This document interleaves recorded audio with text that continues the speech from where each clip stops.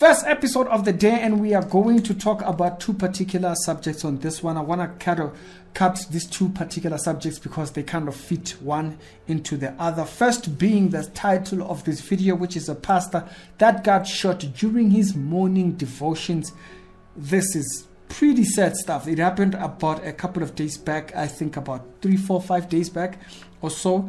And the pastor passed away, and he didn't make it through those particular stray bullets. It was a stray bullet, and I'll get back to that one. The second part of this story is going to be from, remember the prophet that we spoke about who had been arrested, particularly for his fight with one particular spiritual lady who just recently turned Christian, supposedly Prophet Owusu, who got arrested because of possession of firearm, what threats that were being made. His thugs were making threats to this particular lady online. These people think they are invincible, and it's kind of like the theme line of this particular video.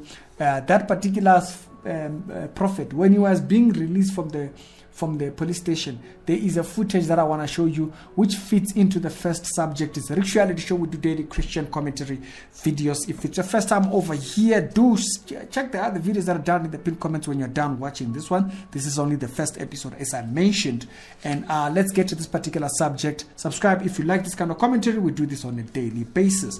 And so there's this particular article here. I'm going to quote a couple of the points here. This is the particular pastor in which we are talking about. It says, according to a report, the incident started on Sunday night and lasted until Monday morning. And it says on the 20th of September 2021, a few days back from the time when I'm recording this video, it says one of those killed was an owner of the Gospel of Fire Assembly, Pastor John Onu, and it says that who was hit by stray bullets. The pastor was said to be observing his morning devotion inside his room.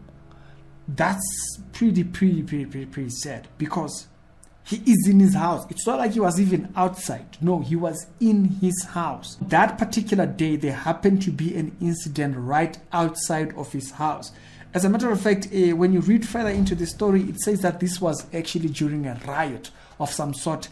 Some young people were rioting all over the place. They happened to be right next to his house. It says that there were people that were later on actually arrested, which leading to the particular second subject here. It says the assistant police public relations officer of the state police commander also confirmed that the incident, but said everything had been brought under control. That point there at the ending of this article kind of got me, and I'll tell you why. Let's shift it over towards the second subject. You'll know why. The second video that I want to bring up here before I actually lead to this particular conclusion, it's from Prophet Owusu. Remember, he was arrested because he was out there threatening this particular lady. I don't know what beef they have together, whatnot. I'm not following both charlatans, in my view. And when he was being released, there was this video of journalists that were outside. I want to play it for you, and then I'll be back with my commentary just in a second. Taking visuals. Now, this is what transpired earlier on, and this is what is transpiring now. Aggressive church members in your shot, surrounding his car as he leaves and shouting, jostling journalists, threatening journalists.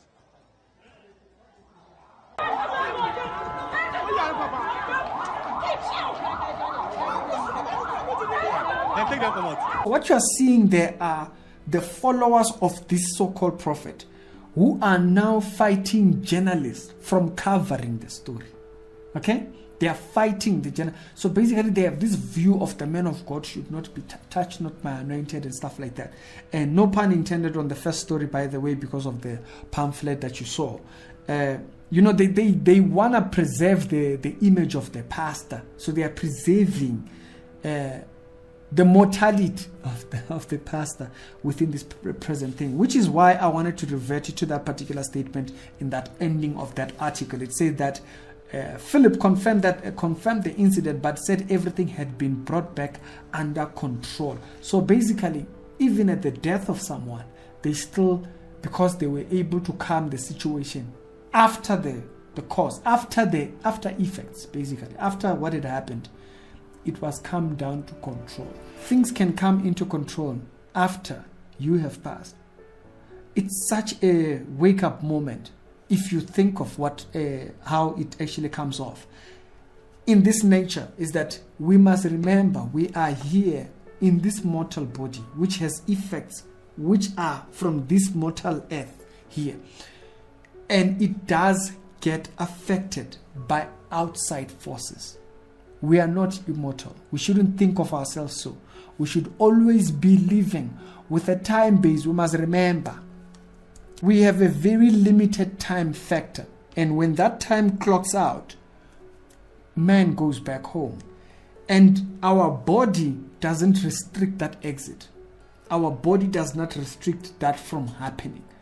Which is what you see in the story, is that the pastor might have been doing his study, preparing for Sunday, or just studying in general. And that move to just go and close the window so that it doesn't get distracted by what's happening outside, he's shot by a stray bullet, and it just pierces through him, and he is no more. That mortality aspect needs to be a reminder of the Christian body, is that we are not immortal. We are here and we are going, which is what we can say about a lot of subjects that we have actually covered here. To say the reason why most of these churches cover the positive of the pastor is because they do not want to show the negative, because they can't show you that reality. You see that? They would rather keep you in hypnotism mode. Even Paul, while he's writing in 2 Corinthians chapter number 4, he says we have this treasure in earthen vessels. Okay? And so the earthen vessel doesn't die now that because you are a Christian. It doesn't just cease to exist now you are immortal. We are here and we are passing. Okay? The followers are fighting for their pastor because they feel there's something to be preserved. If there's something that's wrong with the pastor needed to be corrected, and the law had to step in, allowed the correction to take place.